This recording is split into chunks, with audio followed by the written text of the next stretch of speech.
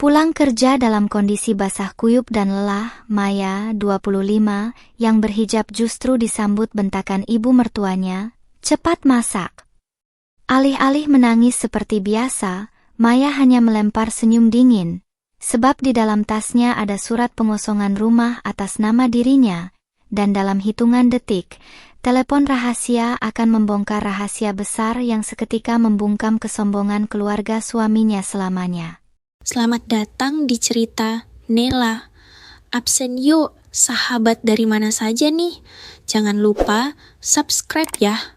Bagi yang sudah subscribe, semoga diberi rejeki yang mengalir. Suara rintik hujan yang mengguyur ibu kota sore itu seolah menjadi latar musik atas kelelahan yang menggantung berat di pundakku. Mengenakan setelan blazer kerja dan pashmina yang lembab akibat celahan air hujan di halte busway tadi, aku melangkah menyusuri lorong teras rumah dengan langkah yang gontai. Tubuhku terasa pegal luar biasa setelah memimpin rapat maraton dari pagi hingga petang, membedah laporan keuangan perusahaan yang menguras seluruh fokus pikiranku. Di dalam genggaman jemariku yang dingin, tas kulit berstruktur tegas mendekap erat berkas-berkas penting yang baru saja kutandatangani bersama pengacara sejam yang lalu. Aku menghela napas panjang, mencoba menetralkan degup jantung dan mempersiapkan mental sebelum menggeser daun pintu depan rumah yang terasa begitu asing bagiku belakangan ini. Begitu daun pintu terbuka, aroma minyak angin dan uap masakan menyengat hidungku, disusul oleh suara dentingan piring yang sengaja dihentakkan keras ke atas meja. Sebelum aku sempat melepas sepatu hak tinggiku atau sekadar menyapa dengan salam, sebuah sosok bertubuh tambun sudah berdiri tegak di tengah ruang tamu dengan kedua tangan berkacak pinggang. "Bagus. Jam segini baru pulang," bentak ibu mertuaku, Ibu Sumi, dengan nada suara melengking yang siap memecahkan keheningan sore. "Kamu pikir kamu ini ratu di rumah ini? Bisa pulang senak jidat tanpa mikirin perut orang rumah? Cepat ke dapur masak. Kami dari tadi kelaparan nungguin kamu." Lanjutan makian itu membentur dinding-dinding rumah, tak memberi ruang sedikit pun bagiku untuk menghela napas. Di sudut sofa ruang tamu yang empuk, Rian, suamiku, hanya duduk membisu sambil terus menatap layar ponselnya tanpa berani mengalihkan pandangan. Sikapnya yang pasif dan seolah pura-pura tuli terhadap lengkingan ibunya sudah menjadi pemandangan sehari-hari yang menyayat hatiku sejak beberapa bulan lalu. Di sampingnya, Siska, adik iparku, tampak sibuk mengikir kukunya sambil melemparkan lirikan mata yang syarat akan sindiran dan rasa rendah atas kepulanganku. "Mbak Maya ini gimana sih? Tahu sendiri ibu punya penyakit mak kalau terlambat makan," timpal Siska dengan nada ketus tanpa sedikit pun niat untuk beranjak membantu dari tempat duduknya. Tak ada satupun dari mereka yang menanyakan apakah aku sudah makan, bagaimana hariku di kantor, atau mengapa pakaianku basah kuyup. Aku berdiri mematung di dekat ambang pintu, membiarkan tetesan air dari pinggiran pashminaku menetes perlahan menembus ubin granit yang dingin. Rasa lelah fisik yang menggebu kini bercampur aduk dengan rasa mual atas semua kepalsuan dan perlakuan semena-mena yang kutelan bulat-bulat selama ini. Di mata mereka, aku tak lebih dari sekadar mesin pencetak uang yang wajib membiayai gaya hidup mewah mereka, sekaligus pembantu tanpa bayaran yang harus siap melayani setiap sudut rumah ini. Selama ini aku memilih diam dan mengalah demi menjaga keutuhan rumah tangga serta menghormati Rian sebagai suamiku, namun perlakuannya hari ini adalah tetes air terakhir yang memicu ledakan di dalam dadaku. Kenapa malah berdiri seperti patung di situ? Punya telinga tidak? Suara mertuaku kembali menggelegar, melangkah mendekatiku dengan wajah yang memerah padam karena amarah. Jari telunjuknya yang dipenuhi cincin emas imitasi mengacung tepat beberapa sentimeter di depan dadaku, menuntut ketundukan yang biasa kuberikan. "Cepat ganti baju dan langsung olah daging di kulkas.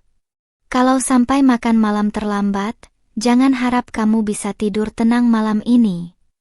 Ancaman itu bergema tajam, memenuhi ruang tamu yang sebenarnya terbiayai dari hasil kerja kerasku setiap bulannya. Alih-alih merunduk memohon maaf, atau bergegas menuju dapur dengan mata berkaca-kaca seperti yang biasa ku kerjakan, aku justru menegakkan bahuku dengan sangat perlahan.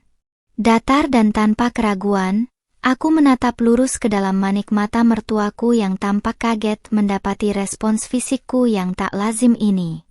Sebuah ukiran senyuman tipis dan amat dingin perlahan melengkung di bibirku, sebuah senyuman yang terlahir bukan dari kepasrahan, melainkan dari kesadaran penuh bahwa permainan ini telah usai. Keheningan mendadak merayap di ruang tamu itu ketika tatapan mataku terkunci rapat pada raut wajah Ibu Sumi yang mendadak goyah oleh ketenangan dingin yang kutampilkan. "Kenapa kamu malah tersenyum begitu? Kamu sudah gila ya?" Seru mertuaku dengan nada yang mulai kehilangan dominasinya, melangkah mundur setengah pijakan akibat intimidasi terselubung yang kupancarkan. Rian yang merasakan perubahan atmosfer di ruangan itu, akhirnya mengangkat wajahnya dari ponsel, memandangku dengan kening berkerut dan ekspresi kebingungan yang nyata.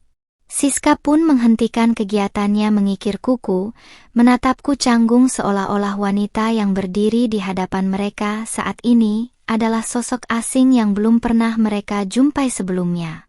Aku membiarkan keheningan itu menggantung selama beberapa detik, menikmati momen di mana kekuasaan semu mereka mulai goyah hanya karena sebuah senyuman. Tanpa mengucapkan sepatah kata pun untuk membalas bentakannya, aku memindahkan tas kulitku ke lengan kiri lalu membuka selerekannya dengan penuh ketenangan dan presisi.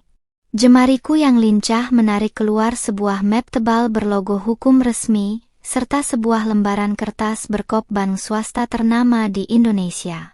Langkah kakiku berderap mantap menembus batas ruang tamu, mendekati meja kaca di tengah ruangan di mana Rian dan Siska terduduk membatu.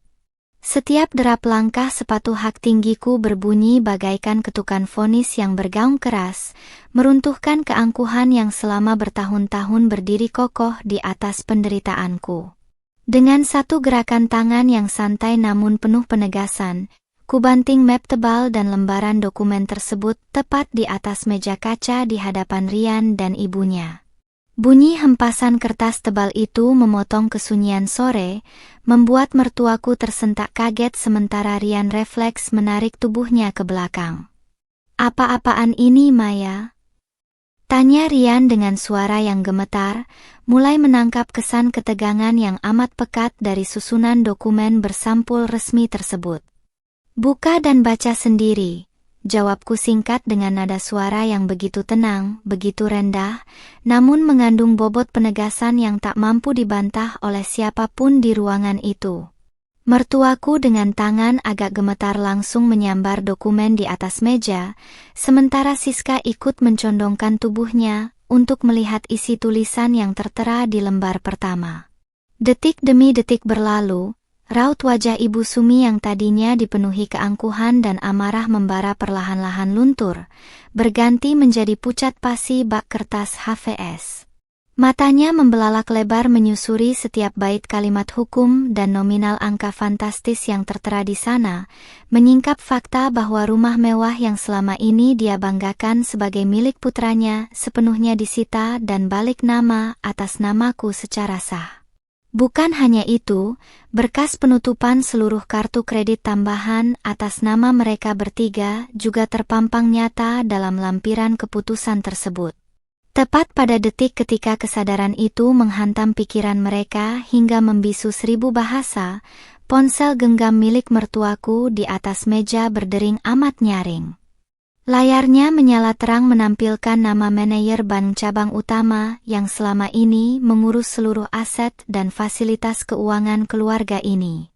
Dengan gemetar, Ibu Sumi mengangkat panggilan tersebut dan menempelkannya ke telinga tanpa sanggup mengujarkan sepatah kata pun. Dari pengeras suara ponsel yang terdengar samar, Suara petugas bank mengonfirmasi penarikan seluruh hak akses rekening dan perintah pengosongan rumah yang harus dieksekusi dalam jangka waktu 24 jam mulai sore ini. Keheningan total seketika melingkupi seluruh ruangan. Tak ada lagi bentakan membahana, tak ada lagi perintah masak, dan tak ada lagi sindiran sinis dari bibir adik iparku.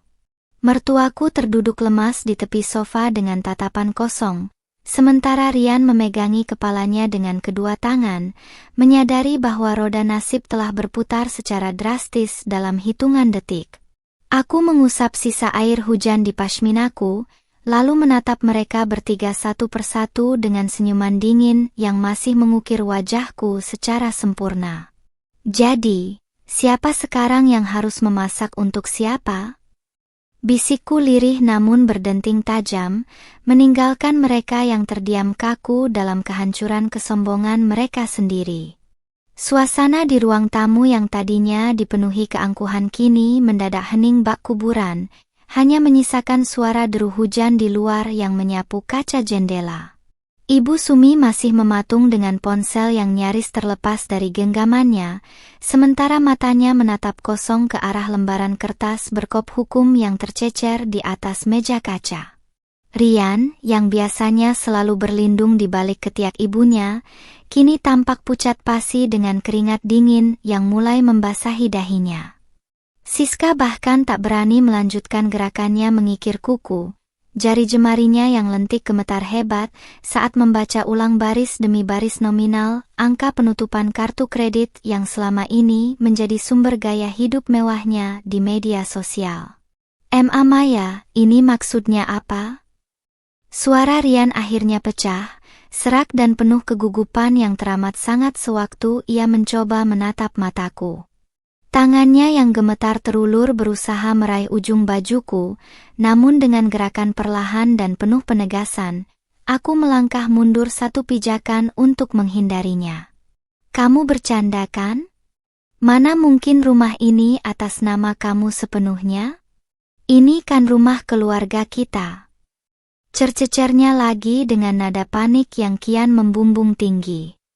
Ketakutan yang terpancar dari raut wajah suamiku itu adalah hal yang belum pernah kulihat selama 3 tahun pernikahan kami yang penuh dengan ketimpangan dan rasa sakit.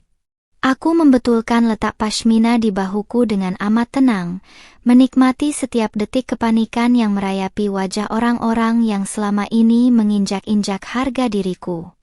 "Apakah surat dari kantor pertanahan dan konfirmasi langsung dari pihak bank tadi masih kurang jelas untukmu, Rian?" Jawabku datar tanpa ada sedikit pun intonasi emosi yang meluap. "Selama 3 tahun ini kamu selalu bilang bahwa cicilan rumah ini dibayar dari hasil usahamu, padahal kenyataannya seluruh uang muka dan angsuran tiap bulan ditarik otomatis dari rekening pribadiku." Keterangan jujur yang kupaparkan itu bagaikan petir di siang bolong yang menghantam telinga mereka bertiga tanpa ampun. Mertuaku tiba-tiba berdiri dari sofanya, mencoba mengumpulkan sisa-sisa keberanian dan dominasi yang biasa ia agungkan di rumah ini. "Kamu wanita tidak tahu diri, Maya," teriaknya dengan suara yang bergetar menahan malu dan amarah yang bercampur aduk.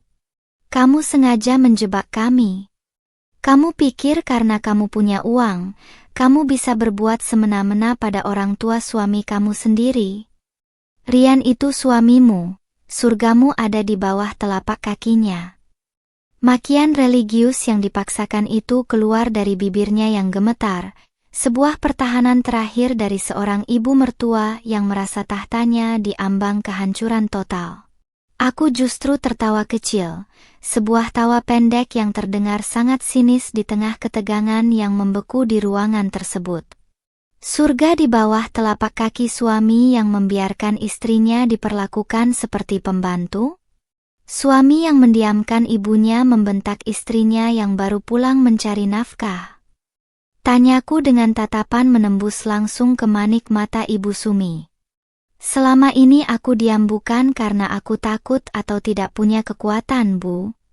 Aku diam karena aku masih berusaha menghormati Rian sebagai suamiku, berharap kalian punya sedikit rasa kemanusiaan dan empati. Ucapan itu mengalir deras, mematahkan argumen mertuaku seketika hingga ia tak sanggup menyela. Siska yang mulai menyadari dampak finansial pada dirinya mendadak ikut angkat bicara dengan wajah yang memerah padam akibat panik. Mbak Maya nggak bisa dong main blokir kartu kredit Siska gitu aja. Bulan ini Siska ada cicilan tas dan barang online yang harus dibayar. Protesnya tanpa tahu malu, masih memikirkan gengsi dan gaya hidupnya di tengah krisis besar ini. Kalau kartu kreditnya diblokir, Siska mau bayar pakai apa? Mbak kan kerjaannya manajer, masa sama adik ipar sendiri perhitungan banget. Rengekan egois itu makin memperjelas betapa dangkal dan parasitnya keluarga yang selama ini kuhidupi dari hasil keringatku sendiri. Aku menoleh perlahan ke arah Siska, menatapnya dari ujung rambut hingga ujung kaki dengan tatapan yang sangat dingin dan penuh penghinaan balik. Kamu sudah dewasa, Siska. Umurmu sudah 22 tahun. Tapi otakmu cuma diisi bagaimana cara memeras kakak iparmu demi gengsi semu, balasku pedas tanpa filter. Mulai detik ini, tidak ada lagi uang jajan 5 juta per bulan, tidak ada lagi bayaran salon, dan tidak ada lagi fasilitas kartu kredit atas namaku.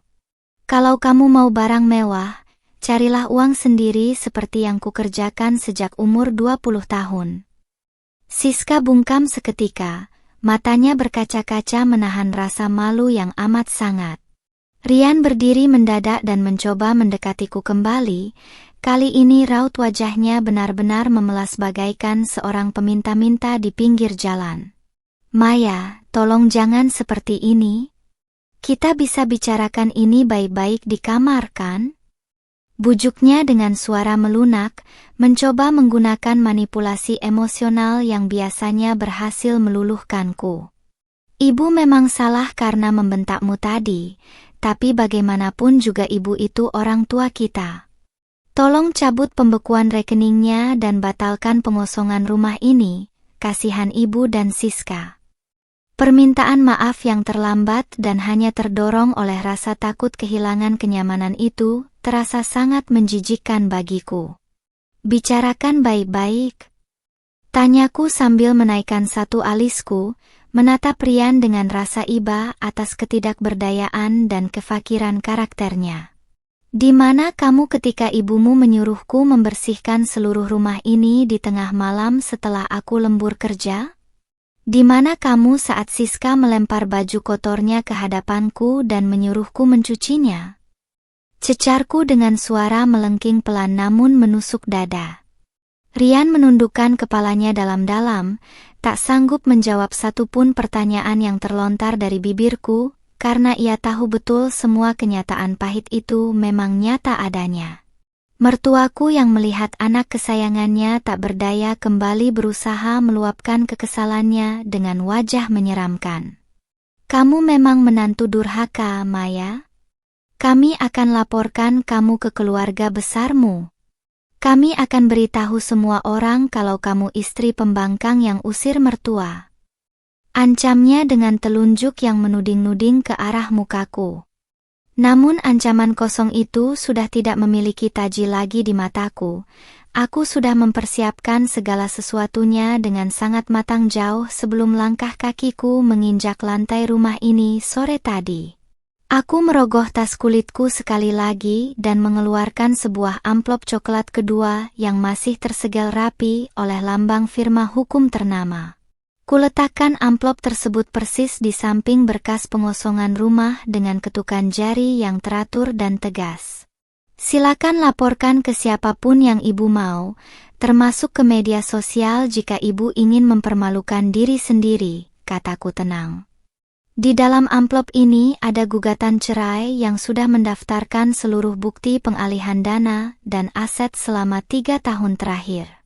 Jika kalian tidak angkat kaki dari rumah ini dalam waktu 24 jam, polisi yang akan menjemput kalian secara paksa atas tuduhan penyerobotan hak milik. Kata polisi dan gugatan cerai yang terucap dari mulutku seketika membungkam seluruh ruangan hingga tak ada lagi napas yang terdengar nyaring. Ibu Sumi terduduk memegang dadanya yang kempas-kempis akibat terkejut. Siska mulai menangis sesenggukan membayangkan masa depannya yang hancur, dan Rian terduduk lemas di ubin lantai seolah tulang belulangnya telah dilucuti secara total. Tanpa mempedulikan tiga sosok manusia yang kini meratapi nasibnya sendiri, aku memutar badanku, menarik koper kecil yang sudah kupiapkan di dekat pintu, dan melangkah keluar rumah menuju mobil pribadi yang siap membawaku memulai hidup baru yang jauh lebih bermakna. Malam makin larut ketika mobil pribadiku membelah jalanan ibu kota yang basah oleh sisa hujan deras, meninggalkan rumah mewah di kawasan Jakarta Selatan yang kini tak lebih dari sekadar kenangan pahit. Di balik kemudi, aku menarik napas panjang, merasakan kelegaan yang luar biasa merayapi dadaku setelah bertahun-tahun terkungkung dalam lingkaran racun keluarga Rian. Setiap sudut rumah itu adalah saksi bisu betapa aku memeras keringat di dunia korporat demi membiayai cicilan tempat tinggal, sementara penghuni di dalamnya hanya tahu menuntut dan memeras tanpa pernah menyelipkan rasa hormat. Kini, setelah semua berkas hukum di tangan pengacara terpercaya dan dokumen balik nama sudah sah secara legal, aku tidak perlu lagi berpura-pura menjadi menantu penurut yang bisa diinjak-injak kapan saja. Ponsel di atas dashboard bergetar tanpa henti sejak aku menancap gas meninggalkan pelataran rumah, menampilkan puluhan panggilan tak terjawab dari Rian dan mertuaku. Lampu layarnya yang terus menyala remang membuktikan betapa paniknya orang-orang yang selama ini menggantungkan seluruh hidup mewah mereka pada pundi-pundi rupiahku. Tanpa sedikit pun rasa iba, kutekan tombol daya hingga layar ponsel itu padam sepenuhnya, memutus akses mereka untuk menghubungi atau menggunakan manipulasinya lagi malam ini. Fokus utamaku saat ini adalah beristirahat di apartemen pribadiku yang sudah kubeli secara diam-diam tahun lalu, sebuah tempat berlindung yang tak pernah diketahui keberadaannya oleh Rian maupun keluarganya. Sementara itu, di dalam rumah mewah yang baru saja kutinggalkan, suasana berubah menjadi kekacauan yang tak terperikan bagi ketiga penghuninya. Ibu Sumi terduduk lemas di sofa ruang tamu dengan wajah pucat pasi, tangannya masih gemetaran memegang dokumen pengosongan rumah yang diterbitkan resmi oleh lembaga hukum. Kesombongan yang selama bertahun-tahun diagungkannya di hadapan tetangga dan kerabat seketika runtuh bagaikan istana pasir yang disapu ombak. Rian, ini tidak mungkin terjadi kan? Kamu suaminya, kamu harusnya punya hak atas semua barang di rumah ini. Ratap Ibu Sumi dengan suara parau penuh kecemasan yang membumbung tinggi. Rian yang masih terduduk di lantai granit dingin, hanya bisa menundukkan kepala sambil meremas rambutnya sendiri dengan perasaan frustrasi yang teramat sangat. Penyesalan terlambat kini menggerogoti pikirannya saat menyadari betapa bodohnya ia selama ini, karena selalu mengabaikan perasaanku demi menuruti setiap kemauan ibunya. Selama ini ia merasa posisinya sebagai suami sudah cukup kuat untuk membuatku bertahan, tanpa pernah menyadari bahwa seorang wanita bersabar pun memiliki titik jenuh yang mematikan. Ibu tidak paham, bisik Rian dengan nada serak, suara kebingungan dan keputusasaan terpancar jelas dari raut wajahnya yang kehilangan wibawa. Selama ini semua aset memang dibeli atas nama Maya. Rian cuma menumpang nama karena gaji Rian tidak pernah cukup untuk ambil cicilan sebesar ini. Siska yang mendengar pengakuan jujur dari kakaknya, seketika menjerit histeris sambil memegangi kepala dengan kedua tangannya. Kartu kredit tambahan yang baru saja kublokir adalah napas utama dari seluruh penampilan glamor dan gaya hidup mewahnya di hadapan teman-teman kuliahnya. Terus gimana sama nasib Siska, Mas? Besok Siska harus bayar tagihan uang kuliah dan cicilan mobil yang bulan lalu diproses atas nama Mbak Maya. Teriak adik iparku itu dengan air mata yang mulai meleleh merusak riasan wajahnya. Mas Rian harus tanggung jawab. Jangan cuma diam aja kayak orang bodoh. Pertengkaran antara anggota keluarga itu pecah di tengah malam, saling menyalahkan dan melempar kesalahan atas situasi hancur yang kini menimpa mereka bertiga. Ibu Sumi yang biasanya menjadi penguasa di rumah itu kini menangis meraung-raung saat membayangkan harus angkat kaki dan kembali ke rumah kontrakan sempit di pinggiran kota. Tidak ada lagi pamer perhiasan emas di hadapan para tetangga, tidak ada lagi arisan mewah bulanan, dan tidak ada lagi fasilitas mobil Alphard yang biasa mereka gunakan untuk jalan-jalan sore. Semua kenyamanan serba ada yang mereka nikmati selama 3 tahun ini mendadak lenyap hanya dalam waktu 1 malam karena ketenangan senyumanku. Keesokan harinya tepat pukul 8 pagi, matahari menerangi kawasan perumahan elit itu saat sebuah truk ngangkut barang dan 2 unit mobil polisi merapat di depan pagar rumah. Beberapa petugas berseragam resmi didampingi oleh Pak Hendra, pengacara pribadiku yang bereputasi tinggi, melangkah masuk ke dalam halaman rumah dengan membawa lembaran berkas pengadilan. Dering bel pintu yang berbunyi nyaring membuat Ibu Sumi dan Rian yang tak bisa tidur semalaman meloncat dari tempat duduk mereka dengan jantung yang berdegup kencang. Ketika pintu dibuka, raut tegas Pak Hendra langsung menyambut mereka tanpa ada sedikit pun celah untuk tawar-menawar. "Selamat pagi, Bapak Rian dan Ibu Sumi. Saya Hendra, kuasa hukum dari Ibu Maya," ucap Pak Hendra dengan nada formal dan dingin yang memotong keberanian keluarga itu.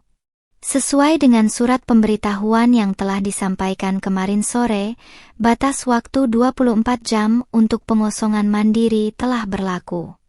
Berkas kepemilikan mutlak atas nama klien kami sudah diverifikasi oleh pihak kepolisian dan pengadilan negeri. Pak Hendra memberi sinyal kepada para petugas di belakangnya untuk bersiap menjalankan tugas penertiban aset. Ibu Sumi langsung berlutut di hadapan Pak Hendra dengan air mata yang bercucuran membasahi pipinya yang keriput. "Pak, tolong kasihanilah kami. Jangan usir kami seperti ini. Kami ini keluarga kandung suami Maya." Ratapnya tanpa sisa-sisa keangkuhan membentak yang diperlihatkannya kemarin sore. Namun Pak Hendra hanya menatapnya datar tanpa tergoyahkan sedikit pun oleh sandiwara air mata tersebut. Hukum tidak memandang hubungan keluarga ketika ada pelanggaran hak milik dan penyerobotan aset secara ilegal, Ibu. Klien kami sudah memberikan kesempatan baik-baik selama bertahun-tahun, namun Anda sekalian menyalahgunakannya. Proses pengosongan rumah berjalan dengan sangat cepat dan ketat di bawah pengawasan pihak berwajib yang memastikan tidak ada aset milikku yang terbawa. Barang-barang pribadi milik keluarga Rian, yang ternyata hanya muat dalam beberapa kardus bekas, diangkut satu persatu keluar rumah dan diletakkan di tepi jalan.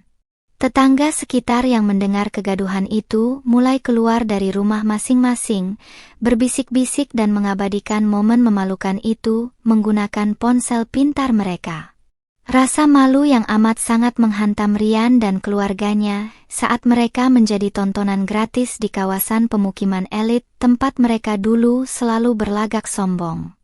Di saat yang sama, aku sedang menikmati secangkir teh hangat di balkon apartemenku yang menghadap langsung ke pemandangan gedung-gedung pencakar langit Jakarta.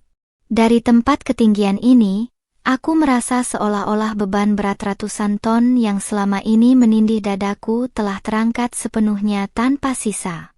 Pengacaraku baru saja mengirimkan pesan singkat yang mengonfirmasi bahwa eksekusi pengosongan rumah berjalan lancar tanpa kendala hukum sedikit pun.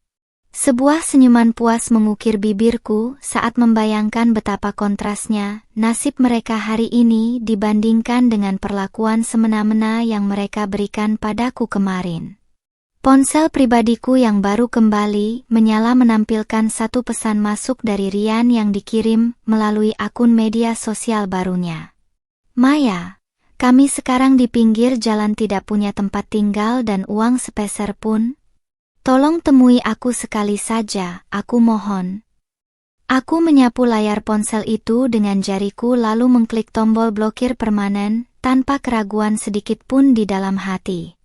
Perjalanan ini baru saja dimulai, dan aku tidak akan pernah berpaling ke belakang untuk melihat orang-orang yang hanya memanfaatkan tulusnya cintaku demi keserakahan mereka sendiri.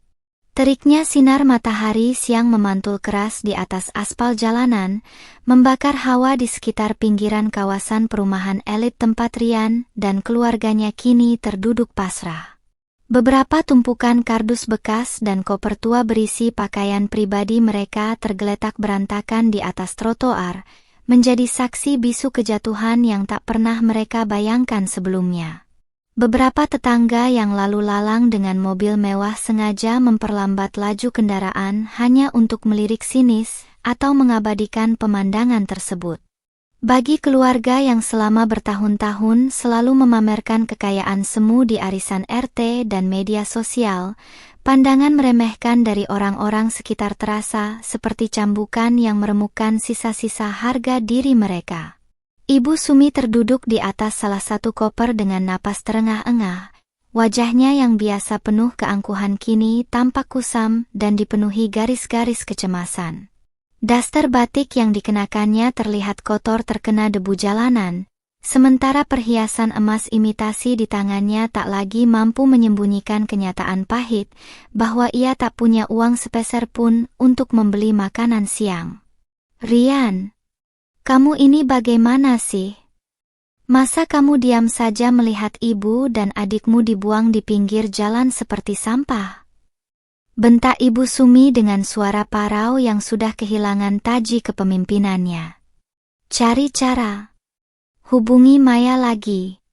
Telepon teman-temanmu.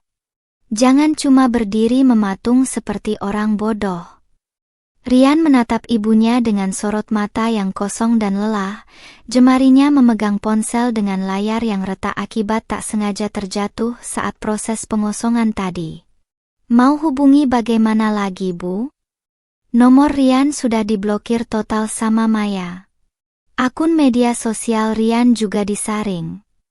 Teriak Rian yang akhirnya meledak, tak sanggup lagi menahan tekanan frustrasi yang memuncak di dalam dadanya. Rian sudah bilang dari dulu, jangan keterlaluan sama Maya. Tapi ibu sama Siska selalu menganggap Maya itu pembantu yang bisa diperlakukan seenaknya. Sekarang kalau sudah begini, siapa yang hancur?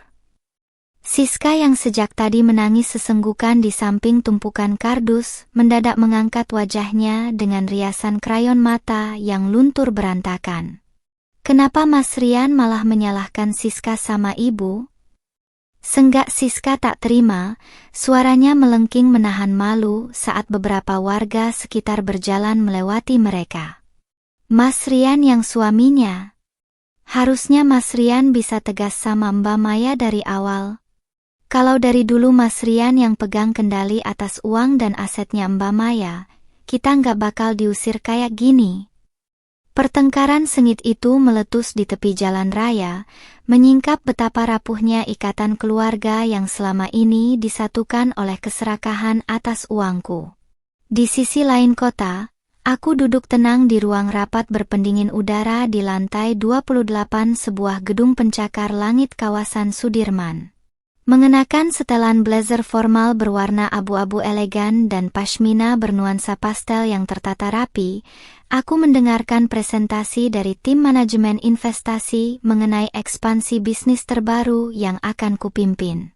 Suasana ruangan yang profesional dan penuh rasa hormat ini terasa sangat berbanding terbalik dengan dinamika penuh racun yang harus kutelan di rumah Rian selama 3 tahun terakhir. Di sini, kapasitas dan kerja kerasku dihargai sepenuhnya, membuktikan bahwa tempatku memang bukan di dapur rumah yang penuh dengan bentakan dan penghinaan. Setelah rapat selesai, Pak Hendra melangkah mendekati mejaku sambil membawa sebuah map dokumen tipis yang baru saja ditandatangani oleh Panitera Pengadilan Agama. Bu Maya, berkas gugatan perceraian resmi sudah terdaftar dan sidang pertama dijadwalkan 2 minggu dari sekarang, lapor Pak Hendra dengan nada tenang dan profesional. Selain itu, seluruh pembekuan aset serta rekening gabungan telah rampung 100%. Pihak Rian maupun ibunya tidak lagi memiliki celah hukum untuk menuntut pembagian harta bawaan, karena seluruh bukti alur dana murni berasal dari gaji dan investasi pribadi Anda sebelum dan selama pernikahan. Aku menerima map tersebut dan mengangguk pelan, memberikan senyuman tipis atas kerja cepat tim hukumku. Terima kasih banyak, Pak Hendra. Bagaimana dengan barang-barang mereka yang ada di trotoar tadi pagi? Tanyaku sekadar memastikan bahwa prosedur berjalan sesuai batasan hukum, tanpa meninggalkan celah masalah di kemudian hari. Pak Hendra tersenyum tipis sebelum menjawab. Petugas lapangan mengonfirmasi bahwa mereka akhirnya menyewa mobil bak terbuka menggunakan sisa uang tunai terakhir di dompet Pak Rian. Menurut informasi, mereka terpaksa mengontrak satu kamar sempit di kawasan pemukiman padat. Berita itu tak menimbulkan rasa iba sedikit pun di dalam hatiku, melainkan sebuah kepastian bahwa hukum tabur tuai sedang bekerja dengan sangat adil. Bayangan bagaimana Ibu Sumi selalu menakar porsi makananku, atau bagaimana Siska menyuruhku mencuci pakaian kotornya saat tubuhku sudah remuk karena lembur kerja, melintas sekilas di ingatan. Mereka menikmati semua kemewahan itu tanpa pernah berterima kasih, malah menganggap kewajibanku untuk melayani mereka seolah-olah aku ini manusia kelas 2. Kini, saat roda kehidupan berputar balik, mereka harus merasakan sendiri bagaimana rasanya hidup dalam serba kekurangan tanpa ada lagi pundi-pundi uangku yang menopang mereka. Sementara itu, malam harinya di sebuah kontrakan petak sempit berpenerangan lampu neon yang redup, suasana duka membungkus keluarga Rian. Bau lembab dinding kontrakan dan debu kipas angin tua menyambut kedatangan mereka yang terbiasa hidup di dalam kamar berpendingin udara. Ibu Sumi terduduk di atas kasur lipat tipis sambil mengelus kakinya yang pegal, sementara Siska terus meringkuk di sudut ruangan menolak menyentuh bungkus nasi rames murah yang dibeli Rian di warung kelontong depan gang. Mas, besok Siska nggak bisa ikut ujian semester kalau sisa SPP belum dibayar, bisik Siska pelan, suaranya bergetar membayangkan rasa malu yang harus ditanggungnya di kampus besok pagi jika teman-temannya tahu ia sudah hancur secara finansial. Rian yang sedang duduk di lantai semen tanpa alas hanya bisa mengusap wajahnya yang kasar dengan kedua telapak tangannya. Uang mas cuma sisa 300.000 rupiah di dompet, Siska. Uang dari mana lagi yang harus mas cari? Seru Rian frustrasi. Kartu kredit diblokir, tabungan habis karena selama ini gaji mas cuma dipakai buat bayar gaya hidup kalian yang kemewahan. Ibu Sumi yang mendengar ucapan anaknya langsung meneteskan air mata penyesalan yang terlambat, menyadari betapa parahnya kebodohan mereka selama ini. Rian, coba besok kamu ke kantornya Maya, ratap Ibu Sumi dengan suara gemetar, tak ada lagi sisa-sisa mertua berkuasa dalam dirinya. Berlututlah di depan dia kalau perlu Rian. Minta maaf. Bilang sama dia kalau ibu janji tidak akan pernah bentak dia lagi, ibu janji bakal bantu dia masak dan cuci baju di rumah. Yang penting kita bisa kembali ke rumah itu dan hidup seperti dulu lagi. Rian memandang ibunya dengan tawa getir yang penuh rasa pahit, menyadari betapa ibunya masih tidak memahami siapa sosok wanita yang pernah menjadi istrinya itu. Ibu pikir Maya itu wanita lemah yang bisa dibodohi 2 kali. Bisik Rian lirih sambil menatap pintu kontrakan yang rapuh. Senyuman Maya kemarin sore itu bukan senyuman kepasrahan, Bu. Itu senyuman seorang pemenang yang sudah membuang kita dari hidupnya selamanya. Dan di tengah keheningan malam kontrakan sempit itu, keluarga yang dulu membentakku dengan congkak kini harus menelan pil pahit dari kesombongan mereka sendiri. Sinar matahari pagi menembus celah-celah jendela kaca kantor pusat perusahaanku di kawasan bisnis bergengsi, membiaskan cahaya hangat yang menyapu meja kerjaku. Dengan pakaian kerja yang selalu tertata rapi serta pashmina bernuansa elegan, aku membolak-balik berkas evaluasi kinerja bulanan yang menunjukkan peningkatan signifikan pada divisi yang kupimpin.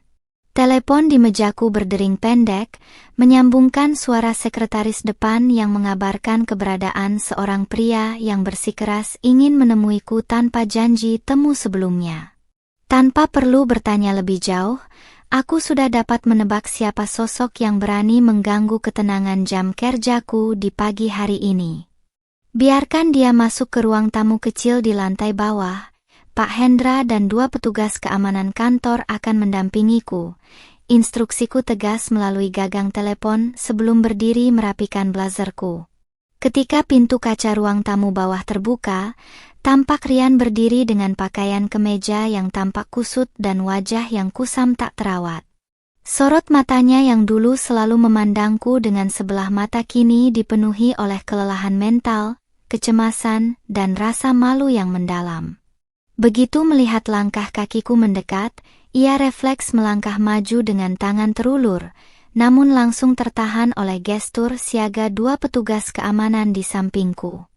"Maya, tolong berikan aku waktu 5 menit saja untuk bicara," pinta Rian dengan suara parau yang gemetar, matanya menatapku penuh keputusasaan yang nyata. "Aku tahu aku salah, aku tahu Ibu dan Siska sudah sangat keterlaluan padamu selama ini. Tapi tolong, jangan selesaikan pernikahan kita dengan cara seperti ini." Di hadapannya, aku berdiri tegak dengan lipatan tangan di dada, memandangnya tanpa ada sedikit pun gejolak emosi atau rasa iba yang tersisa. Wajah pria yang dulu pernah kupercayakan masa depanku kini tak lebih dari sekadar bayangan asing yang tak lagi memiliki pengaruh atas perasaanku. "Tidak ada lagi yang perlu dibicarakan di luar jalur hukum, Rian," balasku datar, setiap kata terucap dengan nada dingin yang terukur sempurna. "Semua urusan aset, pemblokiran fasilitas, dan berkas perceraian sudah ditangani sepenuhnya oleh Pak Hendra. Kehadiranmu di kantor privatku seperti ini hanya akan mempermalukan dirimu sendiri." Rian menggelengkan kepalanya dengan cepat. Air mata mulai menggenang di sudut matanya yang serba salah. "Kamu tidak tahu bagaimana kondisi kami sekarang, Maya.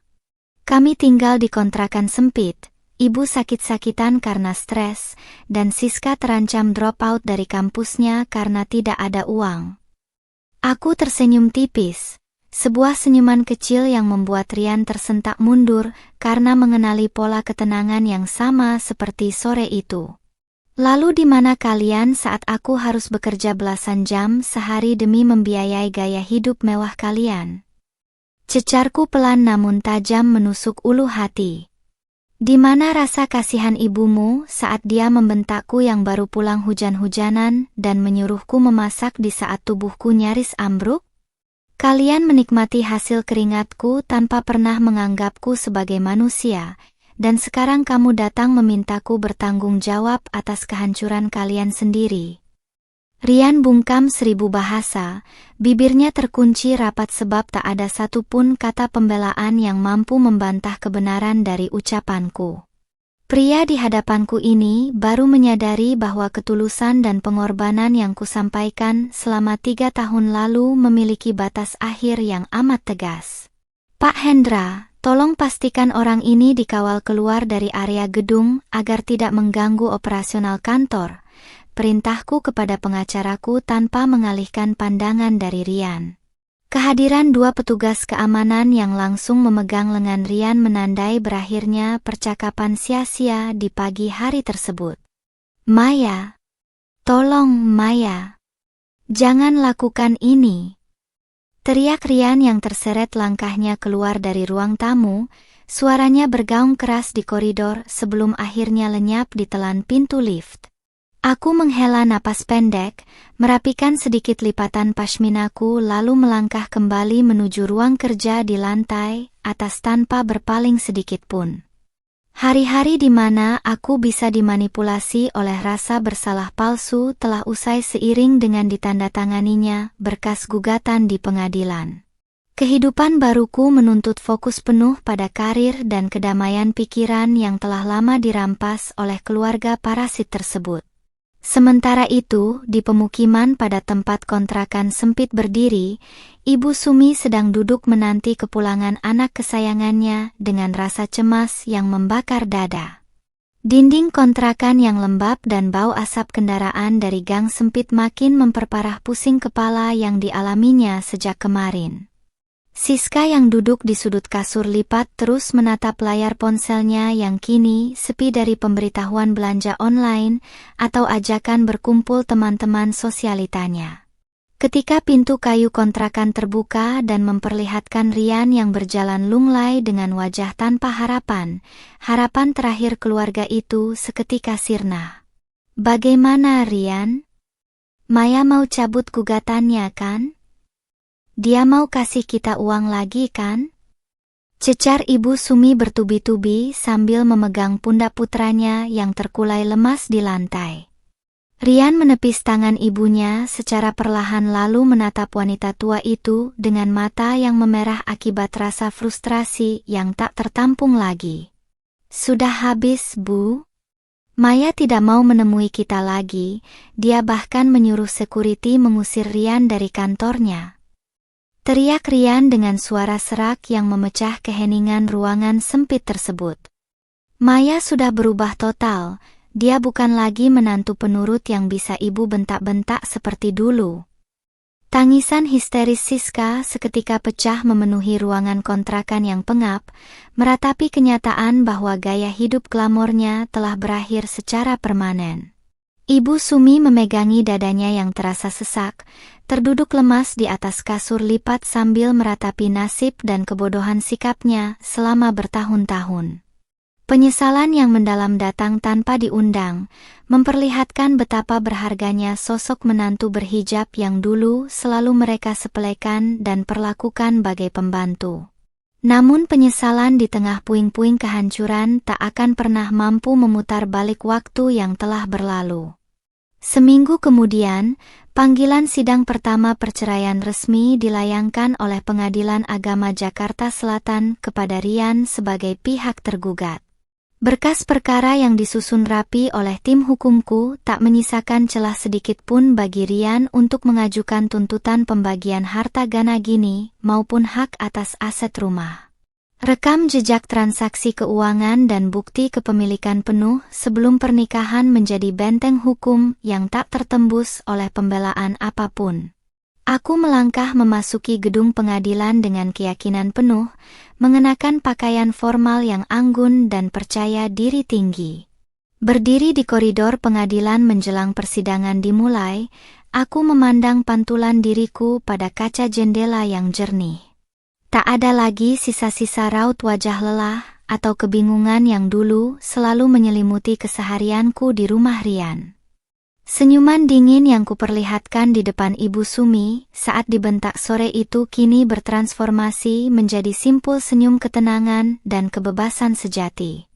Aku tahu bahwa babak penderitaan dalam hidupku telah ditutup rapat, dan lembaran baru yang jauh lebih bersinar telah siap kutulis dengan tanganku sendiri. Ruang sidang Pengadilan Agama Jakarta Selatan terasa begitu dingin dan hening ketika majelis hakim mulai membacakan tata tertib persidangan. Aku duduk di kursi penggugat dengan gestur tubuh yang tegak dan tenang, didampingi oleh Pak Hendra yang siap membawa seluruh dokumen pembuktian. Di seberang meja, Rian duduk sendirian tanpa didampingi pengacara, mengenakan kemeja polos yang tampak agak kebesaran di tubuhnya yang kini terlihat jauh lebih kurus. Tatapan matanya terus tertuju padaku, memancarkan permohonan dan penyesalan yang mendalam, namun aku sengaja menjaga pandanganku tetap lurus ke depan menghadap meja majelis hakim.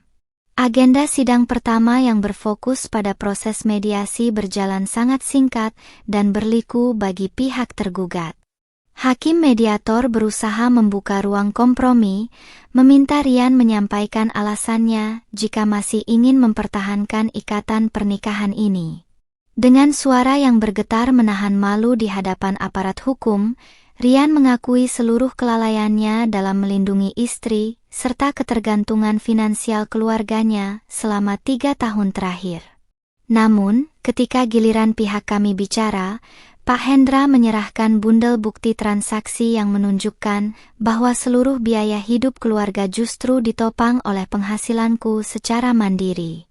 Klien kami telah memutuskan secara bulat bahwa hubungan rumah tangga ini tidak dapat dipertahankan lagi akibat tekanan psikologis dan penelantaran peran suami, tegas Pak Hendra dengan intonasi yang lugas di depan hakim mediator.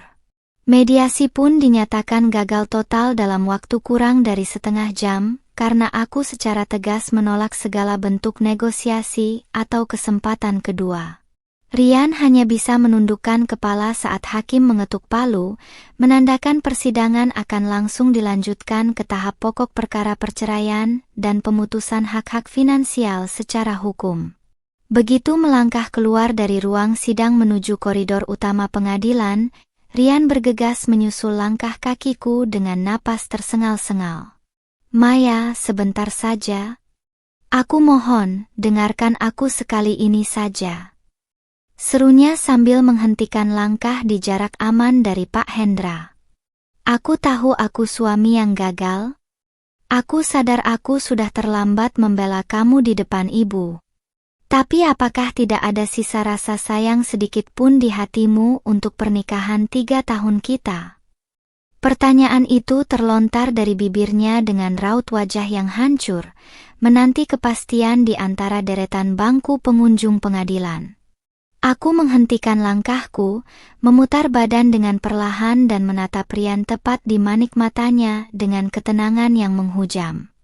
"Rasa sayang itu sudah mati di sore hari saat ibumu membentakku dan kamu memilih diam memperhatikan ponselmu, Rian," balasku dengan nada rendah yang amat jernih. 3 tahun aku bertahan bukan karena aku lemah, tapi karena aku memberi waktu bagi kalian untuk sadar. Ketika kamu menganggap kebaikanku sebagai kewajiban pembantu, saat itulah statusmu sebagai suami sudah berakhir di hatiku." Tanpa menunggu reaksinya lagi, aku membalikkan badan dan terus melangkah keluar menuju pelataran parkir gedung pengadilan yang terik. Rian berdiri membatu di koridor, menyaksikan punggungku menjauh dengan rasa keputusasaan yang meremukkan seluruh harga dirinya sebagai pria. Ia menyadari bahwa wanita berhijab yang dulu selalu menyambut kepulangannya dengan kelembutan kini telah menjelma menjadi sosok tegas yang tak akan pernah bisa disentuh oleh manipulasi emosionalnya lagi. Di sisi lain kota, kehidupan Ibu Sumi dan Siska di kontrakan sempit kian hari kian memprihatinkan. Tanpa adanya suntikan dana bulanan dan kartu kredit dariku, mereka harus menghadapi tagihan-tagihan real kehidupan yang selama ini tak pernah mereka pikirkan. Siska terpaksa menjual beberapa tas bermerek dan pakaian mewahnya ke pasar barang bekas demi mendapatkan uang tunai instan untuk membayar sisa tunggakan kuliah. Rasa malu terpancar jelas dari raut wajahnya saat teman-teman kampus yang dulu selalu diimpresikannya kini mulai berbisik-bisik melihat perubahannya yang drastis. Ibu Sumi yang terbiasa menggunakan jasa pembantu rumah tangga kini harus mencuci pakaian dan memasak sendiri di dapur kontrakan yang pengap dan sempit.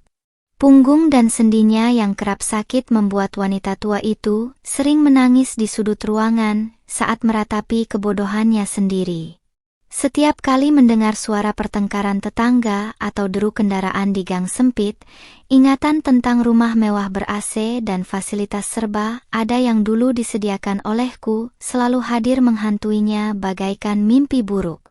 Kalau saja waktu itu ibu tidak membentak Maya, kalau saja waktu itu ibu menyuruh kamu bantu Maya di dapur. Ratap Ibu Sumi kepada Siska saat mereka duduk bertiga bersama Rian yang baru pulang dari pengadilan sore itu. Ibu tidak menyangka kalau diamnya Maya selama ini adalah cara dia mengumpulkan bukti untuk menghancurkan kita. Tangisan penyesalan itu terdengar sumbang di tengah ruangan sempit yang hanya diterangi satu bola lampu redup. Rian yang terduduk di sudut semen meletakkan surat panggilan sidang berikutnya di atas meja kayu yang melengkung. Maya tidak menghancurkan kita, Bu, potong Rian dengan suara parau dan pandangan kosong menyusuri lantai. Kitalah yang menghancurkan diri kita sendiri dengan kesombongan dan rasa serakah. Kita menganggap Maya menumpang di keluarga ini, padahal nyatanya kitalah yang menumpang hidup dari keringatnya. Pernyataan jujur dari mulut Rian itu seketika memadamkan perdebatan dan menyisakan keheningan yang amat pekat di antara mereka. 2 minggu berlalu dengan cepat, hingga sidang putusan resmi digelar di Pengadilan Agama Jakarta Selatan.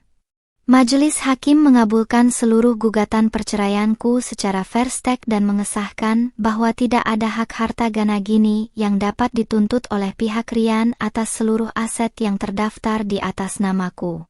Surat cerai resmi diterbitkan, menandai berakhirnya ikatan hukum yang selama 3 tahun ini menjadi beban berat dalam perjalanan hidupku. Aku keluar dari gedung pengadilan dengan memegang map berisi dokumen pembatalan pernikahan dan kepemilikan aset yang kini murni 100% berada dalam kendaliku. Kesejukan angin sore Jakarta menyapa wajahku saat aku melangkah masuk ke dalam mobil pribadi menuju kantor untuk memimpin rapat strategi bisnis investasi baru. Tersenyum memandang pantulan diriku di kaca spion. Aku tahu bahwa keputusan untuk berdiri tegak dan membalas kesombongan dengan senyuman dingin sore itu adalah langkah terbaik yang pernah kuambil dalam hidupku.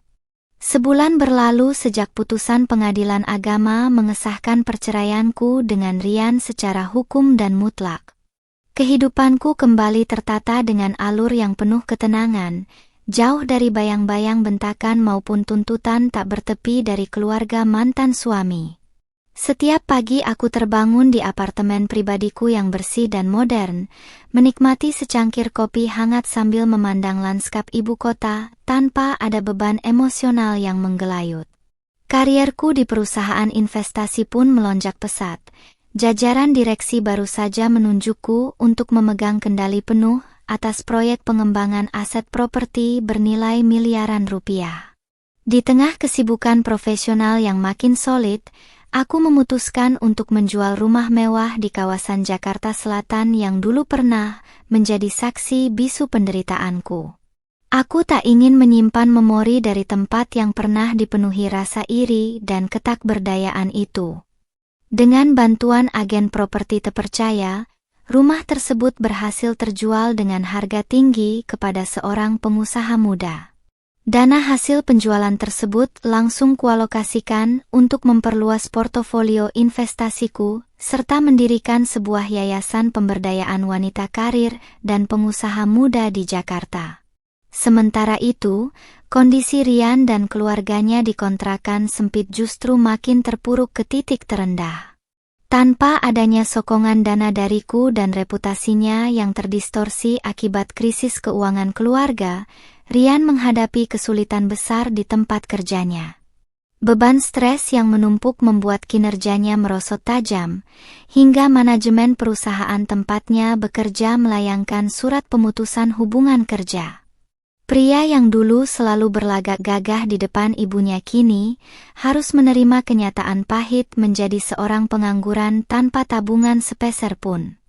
Siska, adik iparku yang dulu sangat membanggakan gaya hidup glamornya di media sosial, kini terpaksa menelan pil pahit kehidupan real. Karena tak sanggup lagi membayar biaya kuliah yang menunggak berbulan-bulan, ia terpaksa mengambil cuti akademis dan mencari pekerjaan paruh waktu sebagai pelayan toko di salah satu pusat perbelanjaan. Pakaian-pakaian bermerek dan barang mewahnya telah ludes terjual untuk menyambung hidup sehari-hari serta membayar sewa kontrakan yang terus menagih saban bulan. Suatu sore saat aku meninjau lokasi bakal kantor yayasan baruku di kawasan bisnis, dari kejauhan kulihat sosok wanita paruh baya berkerudung lusuh sedang berjalan kaki sambil membawa tas belanjaan berat. Langkah kakinya terseret-seret, menunjukkan betapa keletihan fisik telah menggerogoti tubuhnya yang kini tampak jauh lebih kurus dari sebelumnya. Wanita itu adalah Ibu Sumi, mantan mertuaku yang dulu tak pernah absen melontarkan kata-kata pedas dan bentakan bernada menghina setiap kali aku melangkah masuk ke rumah. Aku sengaja berdiri di dekat mobil pribadiku, membiarkan wanita tua itu melintas di trotoar yang sama. Ketika pandangan mata Ibu Sumi tak sengaja bertabrakan dengan tatapanku, langkah kakinya seketika terhenti membatu di atas trotoar. Kantong plastik di tangannya meluncur jatuh ke tanah, memperlihatkan bahan-bahan masakan murah yang baru saja dibelinya dari pasar tradisional. Wajahnya yang keriput mendadak pucat pasi saat melihat penampilanku yang begitu anggun, berkelas, dan terpancar ketenangan sejati. Maya? Bisik Ibu Sumi parau, suaranya bergetar hebat penuh dengan kombinasi antara rasa malu, takut, dan penyesalan yang amat mendalam.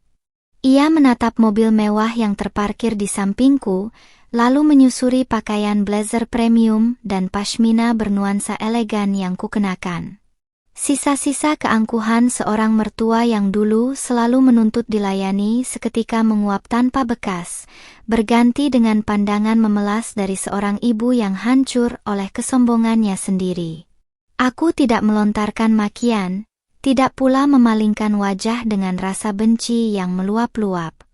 Sebaliknya, aku melangkah mendekatinya dengan tenang, berdiri tepat beberapa jengkal di hadapannya sambil menyunggingkan senyuman tipis, senyuman tenang yang syarat akan makna kejayaan atas masa lalu yang kelam. Selamat sore, Ibu Sumi. Bagaimana kabar Ibu hari ini? Tanyaku dengan intonasi suara yang begitu halus namun berbobot sangat dingin. Ibu Sumi menundukkan kepalanya dalam-dalam. Air matanya menetes membasahi trotoar di antara bahan masakan murah yang tercecer. Maya, tolong maafkan Ibu. Ratapnya dengan suara sesenggukan yang menyayat ketenangan sore itu.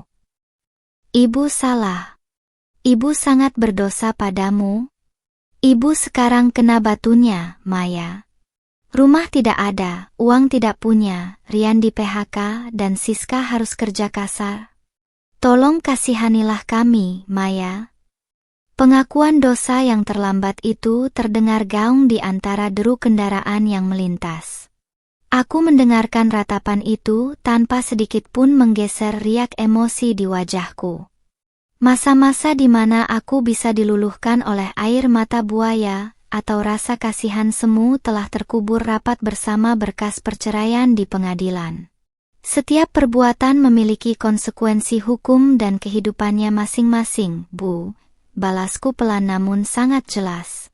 Ibu dulu selalu menuntut aku untuk menjadi pembantu yang sempurna, tanpa pernah menganggapku manusia. Sekarang, nikmatilah hasil dari apa yang sudah Ibu tanam sendiri. Tanpa menunggu balasan lagi dari bibirnya yang gemetar, aku membungkuk perlahan untuk mengambil kantong plastiknya yang jatuh, meletakkannya kembali ke tangannya yang menggigil, lalu berbalik arah menuju mobilku. Suara ratapan Ibu Sumi yang memanggil namaku berulang kali tertutup rapat oleh pintu mobil berperedam suara yang kututup dengan lembut. Dari balik kaca film yang gelap, kulihat wanita tua itu terduduk di tepi jalan sambil menangis meratapi nasib keluarga yang telah hancur akibat keangkuhannya sendiri. Aku menancap gas membelah jalanan ibu kota yang mulai dipenuhi lampu-lampu kota yang indah menyala. Tidak ada lagi dendam tersisa di dalam hatiku, yang ada hanyalah kepuasan atas keadilan yang telah berdiri tegak pada tempatnya.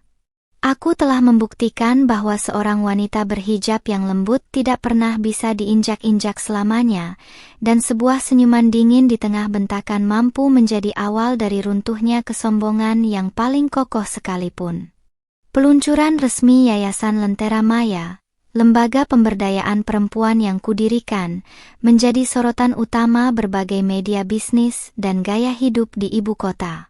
Gedung auditorium megah di kawasan Jakarta Selatan dipenuhi oleh ratusan undangan yang terdiri dari pengusaha papan atas, praktisi hukum, hingga tokoh pemberdayaan gender. Mengenakan setelan outerwear formal bernuansa pastel dipadu pashmina silk yang menawan, aku berdiri di atas panggung utama menyampaikan pidato pembuka.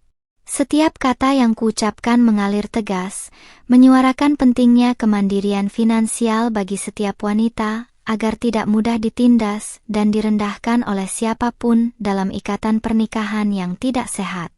Tepuk tangan riuh bergema di seluruh ruangan saat lampu kilat kamera wartawan tak henti-hentinya menyorot wajahku. Di barisan depan, Pak Hendra bersama tim manajemen investasiku mengangguk bangga menyaksikan pencapaian besar ini. Kebahagiaan sejati merayapi dadaku bukan karena popularitas yang kudapatkan, melainkan karena kesadaran bahwa penderitaan masa lalu telah berhasil kubawa menjadi energi positif yang bermanfaat bagi ribuan wanita di luar sana. Kehidupanku kini sepenuhnya berada di bawah kendaliku sendiri, jauh melompat melampaui batas-batas kemalangan yang dulu sempat dikurungkan oleh Rian dan keluarganya. Selesai acara utama, aku melangkah menuju area lounge eksklusif untuk melayani beberapa wawancara khusus dengan media nasional. Namun, saat menyusuri koridor samping gedung, perhatianku tertahan oleh keributan kecil yang terjadi di dekat pintu masuk area servis.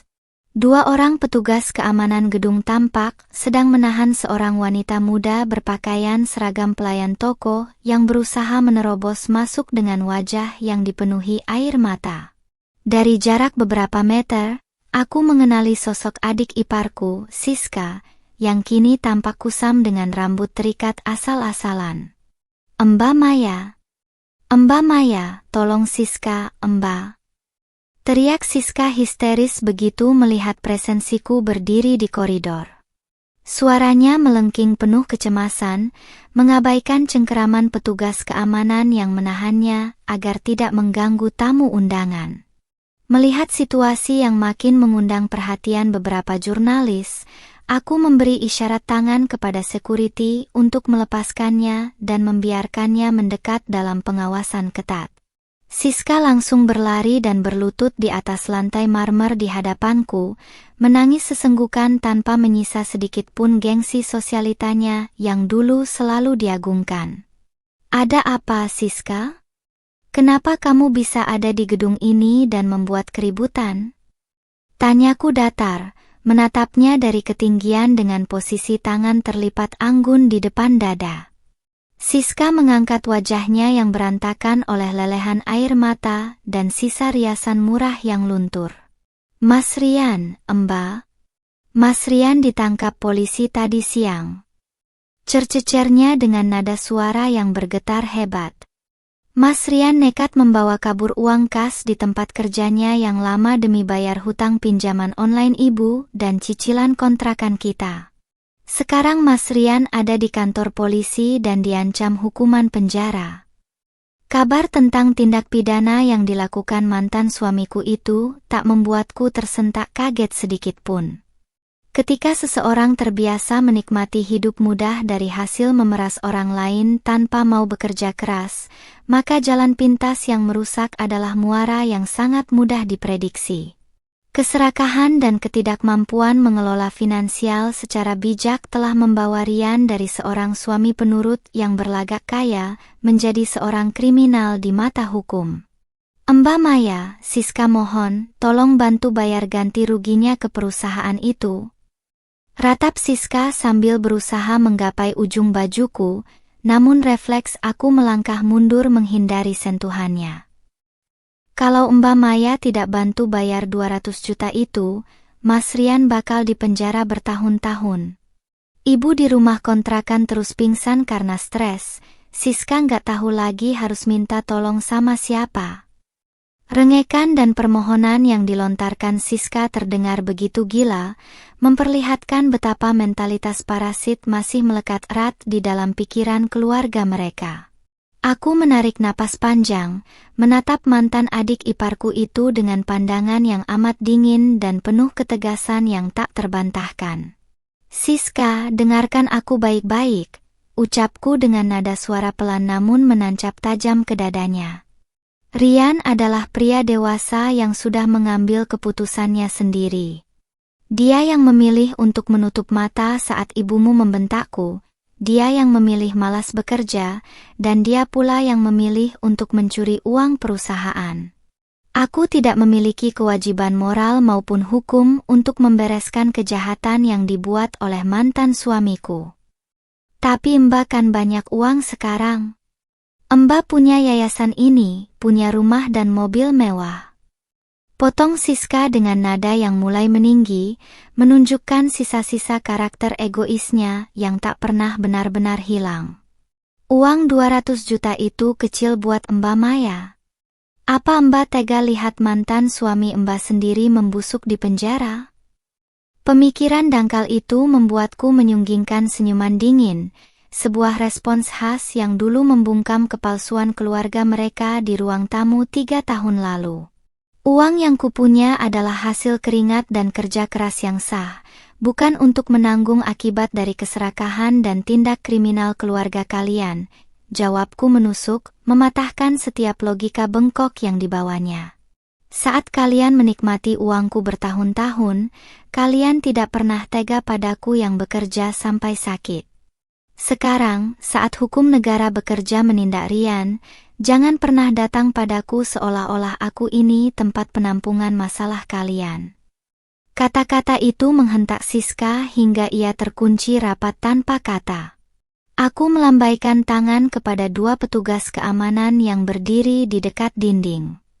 Tolong kawal wanita ini keluar dari area gedung dan pastikan dia tidak membuat keributan di luar. Perintahku singkat tanpa berpaling lagi. 2 security berbadan tegap itu langsung memegang lengan Siska dan menuntunnya berjalan menjauh di sepanjang koridor. Ratapan dan teriakan penyesalan dari bibir adik iparku itu perlahan-lahan menyusut dan lenyap di balik pintu kaca tebal area keluar gedung. Aku merapikan kembali pashminaku, menarik napas dalam-dalam untuk menetralkan suasana pikiran sebelum kembali melangkah menuju ruangan wawancara wartawan. Tidak ada sedikit pun rasa bersalah atau keraguan yang tersisa di dalam hatiku atas nasib tragis yang kini menimpa Rian di kantor polisi. Setiap orang bertanggung jawab penuh atas benih yang mereka tanam dalam hidupnya, dan sore ini, aku telah menutup rapat-rapat pintu masa lalu untuk terus melangkah menuju puncak kejayaan yang lebih tinggi. Ruang kunjungan di kantor kepolisian sektor Jakarta Selatan terasa lembab, dingin, dan dipenuhi aroma antiseptik yang menyengat hidung. Rian duduk di balik meja kayu kusam dengan kedua tangan terborgol, mengenakan rompi tahanan berwarna oranye mencolok yang melambangkan kejatuhan status sosialnya secara total. Di hadapannya, Ibu Sumi menangis meraung-raung sambil memegangi teralis besi, sementara Siska hanya bisa bersandar di dinding dengan pandangan mata yang kosong meratapi nasib. Keangkuhan keluarga yang dulu selalu menganggap diri mereka paling mulia di hadapan menantunya kini lenyap tak berbekas, berganti menjadi pemandangan kehancuran yang sangat memilukan. Rian, bagaimana ini, Nak? Pengacara dari kantor lama, kamu bilang mereka menolak berdamai kalau uang perusahaan tidak dikembalikan utuh minggu ini, ratap Ibu Sumi dengan suara parau yang terus terputus oleh sesenggukan. Tangannya yang gemetar mengusap wajah anak kesayangannya yang kini nampak kusam, penuh brewok tak terawat dan berbayang hitam tebal di bawah matanya. Ibu sudah mengemis ke Maya di jalan, Siska juga sudah menyusul ke gedungnya, tapi Maya benar-benar tidak mau bantu sepeser pun. Dia benar-benar wanita berhati batu. Rian mengangkat wajahnya yang lelah, lalu menatap ibunya dengan sorot mata yang dipenuhi rasa frustrasi dan kejenuhan yang teramat sangat. Cukup, Bu. Berhenti menyalahkan Maya. Bentak Rian dengan suara rendah namun tajam, membuat Ibu Sumi tersentak kaget di tempat duduknya. Maya bukan berhati batu. Kitalah yang mengasah hatinya jadi setajam batu karena perlakuan kita selama 3 tahun ini. Kalau dulu ibu tidak membentak dia, kalau dulu Rian membela dia sebagai suami, kita tidak akan pernah membusuk di tempat penampungan sampah seperti ini. Siska menundukkan kepalanya dalam-dalam, menahan rasa malu yang membakar dadanya saat beberapa petugas kepolisian melintas dan melirik sinis ke arah keluarga mereka. Terus Mas Rian mau dipenjara berapa tahun? Siska tidak punya uang lagi buat bayar sewa kontrakan bulan depan. Toko tempat Siska kerja paruh waktu juga baru saja memecat Siska karena Siska sering bolos mengurus kasus ini. Cicit Siska pelan, memaparkan kenyataan pahit bahwa roda kehidupan finansial mereka telah berhenti berputar secara total. Di saat yang sama, di lantai teratas gedung pusat bisnis Sudirman, aku sedang memimpin rapat dewan direksi untuk merencanakan pembukaan cabang baru Yayasan Lentera Maya di 3 kota besar Indonesia. Mengenakan setelan blazer tailored berwarna krem yang dipadukan dengan pashmina sutra bernuansa lembut, aku mempresentasikan laporan keuangan serta alokasi dana bantuan hukum bagi wanita korban kekerasan dalam rumah tangga. Suasana ruang rapat yang profesional dan penuh rasa hormat ini bertolak belakang dengan atmosfer suram yang sedang dihadapinya keluarga Rian di dalam sel tahanan. Setelah rapat selesai, Pak Hendra masuk ke ruang kerjaku membawa laporan perkembangan berkas hukum terbaru terkait proses pasca perceraian dan perlindungan aset. Bu Maya, pihak kepolisian mengonfirmasi bahwa berkas perkara saudara Rian sudah dilimpahkan ke kejaksaan. Ia terancam hukuman penjara maksimal 5 tahun atas kasus penggelapan dana perusahaan, lapor Pak Hendra secara formal. Selain itu, tidak ada lagi permohonan atau kontak dari pihak keluarga tergugat yang masuk ke kantor hukum kita. Aku menganggukkan kepala secara perlahan, menerima dokumen tersebut lalu meletakkannya di atas meja kerja tanpa ada niat untuk mendalaminya lebih jauh. Terima kasih, Pak Hendra. Pastikan seluruh tim hukum kita tetap fokus pada proyek perluasan yayasan dan tidak terdistraksi oleh dinamika luar, balasku singkat dengan nada suara yang sangat tenang. Keputusanku untuk memotong hubungan secara mutlak telah memberikanku kedamaian pikiran yang tak ternilai harganya dengan rupiah manapun. Beberapa hari kemudian, persidangan pidana Rian digelar secara terbuka di Pengadilan Negeri Jakarta Selatan tanpa dihadiri oleh kerabat maupun teman-teman sosialitanya yang dulu. Hanya ada Ibu Sumi dan Siska yang duduk di kursi penonton paling belakang dengan pakaian lusuh dan wajah terpukul.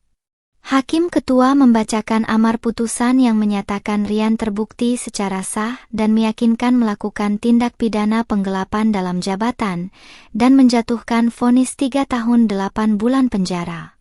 Ketukan palu hakim yang nyaring di dalam ruang sidang seolah menjadi vonis akhir atas rentetan kesombongan keluarga parasit tersebut.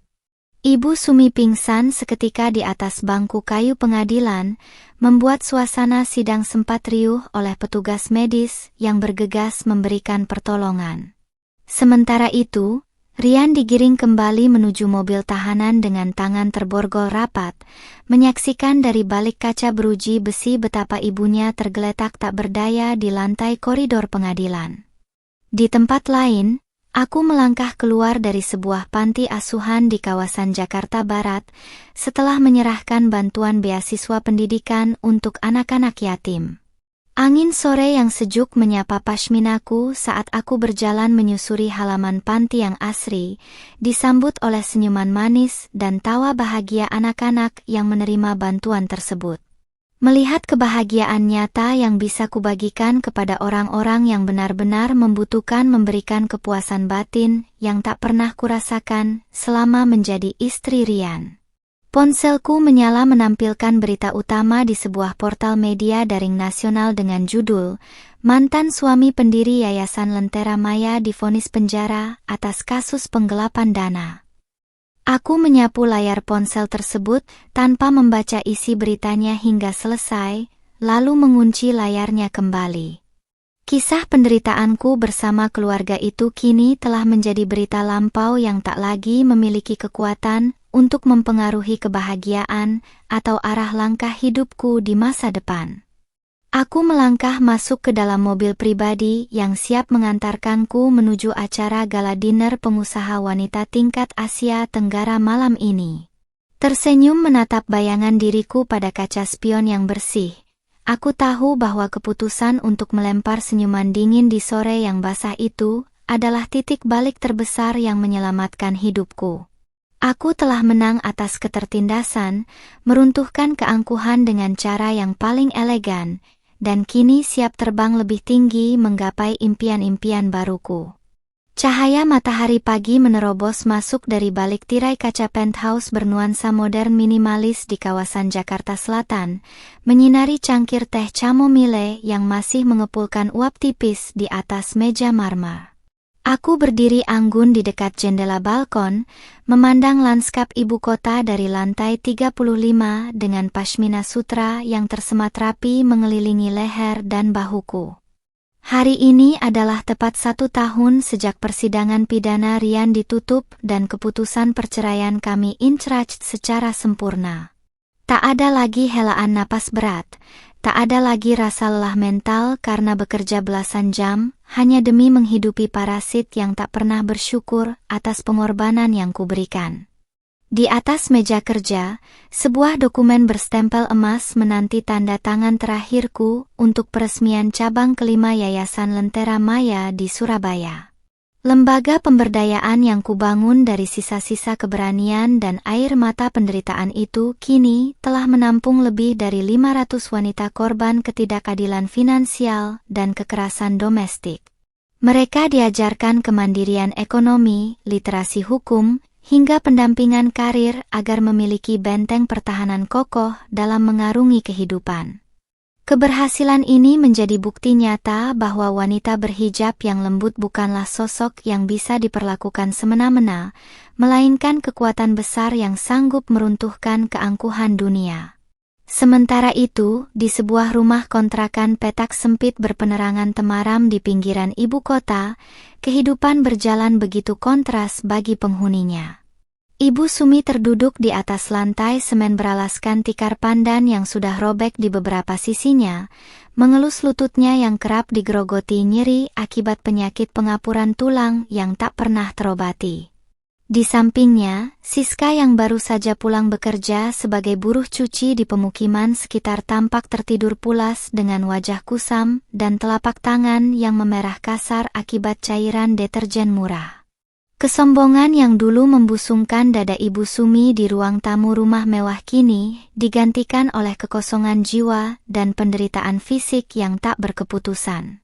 Tanpa adanya sosok Rian yang mendekam di penjara dan tanpa adanya suntikan uang dariku, dua wanita yang dulu selalu membentak dan memeras tenaga orang lain kini harus memeras keringat sendiri hanya demi sesuap nasi rames di ujung gang.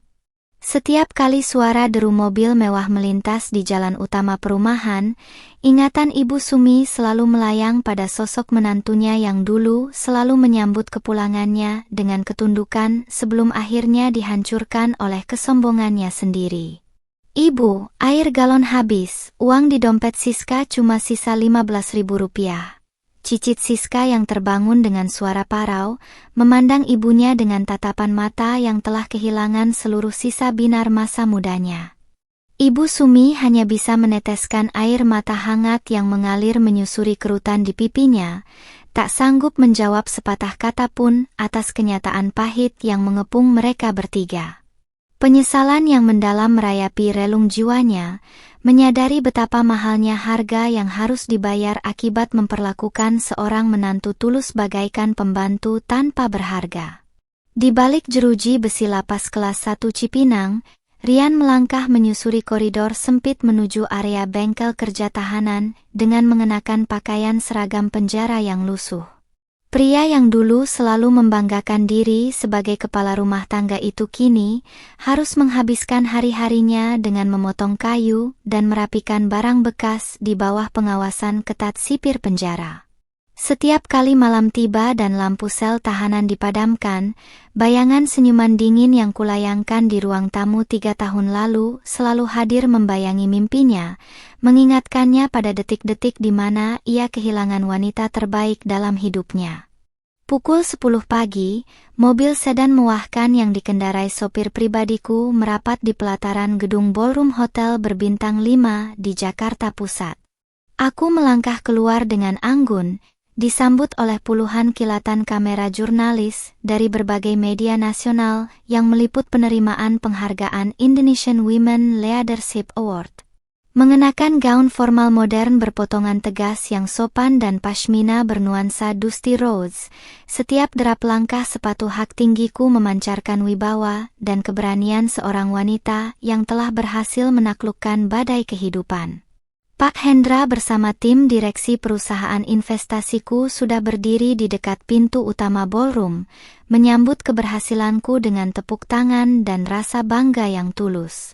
Selamat atas penghargaannya, Bu Maya. Yayasan dan portofolio bisnis Anda kini resmi menjadi percontohan nasional untuk pemberdayaan wanita karir, ucap Pak Hendra sambil menyerahkan dokumen piagam kehormatan yang baru saja diterbitkan oleh kementerian. Aku mengangguk pelan dan menyunggingkan senyuman hangat, senyuman kebahagiaan sejati yang lahir dari perjuangan tanpa kenal menyerah. Saat berdiri di atas podium utama di hadapan ratusan tamu undangan bergengsi, aku memegang mikrofon dan memandang seluruh hadirin dengan tatapan mata yang jernih dan kuat. Banyak wanita yang bertahan dalam ketertindasan karena percaya bahwa diam adalah bentuk kebaikan. Ucapku mengawali pidato kemenangan yang bergaung nyaring di seluruh ruangan. Namun sore itu aku belajar bahwa ketegasan untuk berdiri di atas kaki sendiri dan melepaskan parasit dalam hidup adalah bentuk tertinggi dari rasa hormat pada diri sendiri. Jangan pernah biarkan siapapun meremehkan ketulusanmu, karena di balik kelembutan seorang wanita, ada kekuatan hukum dan takdir yang sanggup membalikkan roda kehidupan dalam hitungan detik. Riuh tepuk tangan membahana memenuhi seluruh ballroom mewah tersebut, mengiringi penyerahan piala kristal yang berkilauan di bawah sorotan lampu panggung. Di barisan paling belakang auditorium, beberapa wartawan sibuk mengetik berita utama yang akan tayang di berbagai platform digital dalam hitungan menit. Nama Maya kini bukan lagi nama seorang istri penurut yang bisa dibentak dan diperintah memasak di tengah kelelahan, melainkan simbol kejayaan dan kebangkitan wanita modern Indonesia yang independen dan bermartabat. Usai acara peresmian, aku melangkah keluar menuju balkon lantai atas hotel, menikmati terpaan angin sore yang berembus sejuk menyapu pashminaku. Di bawah sana, kota Jakarta membentang luas dengan segala dinamika dan lalu lintasnya yang sibuk, mengingatkanku pada betapa jauhnya aku telah melangkah dari masa lalu yang penuh air mata. Tak ada lagi dendam, tak ada lagi rasa sakit hati, dan tak ada lagi penyesalan atas setiap keputusan hukum yang telah kuambil untuk membersihkan hidupku dari orang-orang beracun. Aku menyentuh liontin kecil di leherku, lalu menyunggingkan senyuman dingin yang kini telah bertransformasi menjadi senyuman ketenangan sejati. Rian dan keluarganya telah menerima bagian mereka dalam hukum tabur tuai kehidupan yang amat adil, sementara aku telah memenangkan pertarungan terbesar untuk meraih kemerdekaan dan kebahagiaan hakiki. Dengan langkah yang mantap dan keyakinan yang tak tergoyahkan, aku melangkah menuju masa depan yang jauh lebih cerah, siap menuliskan bab-bab kejayaan baru dalam lembaran hidupku yang sempurna.